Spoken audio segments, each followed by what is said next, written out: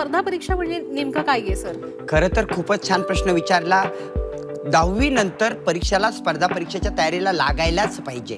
11वी 12वी करताना जर आपण स्पर्धा परीक्षा केली तर वयाच्या 16व्या वर्षी आपण सुरुवात करतोय.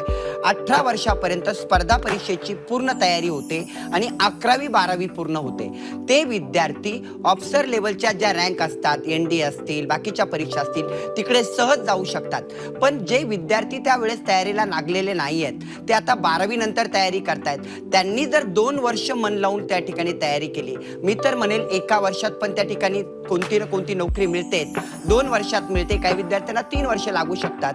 जो विद्यार्थी टिकतो, स्पर्धा परीक्षा मन लावून पूर्वक करतो आणि रेग्युलर जर त्याने केलं तर मला वाटतं एका वर्षामध्ये सुद्धा नोकरी मिळते. अशा विद्यार्थ्यांना मी एकच सांगेल की भरतीचं वय हे खूप कमी आहे, आपल्याकडे वेळ कमी आहे असं समजूनच तयारीला लागावं. म्हणजे वयाच्या योग्य टप्प्यावरती आपल्या हातामध्ये नोकरी असते. जे विद्यार्थी 16 वर्षानंतर तयारी करतात ते 18-19 मध्ये नोकरी मिळवतातच आणि जे विद्यार्थी आता 18 नंतर तयारी करतील ते 20व्या वर्षीपर्यंत नक्कीच नोकरी मिळवतील, यात काही शंका नाही.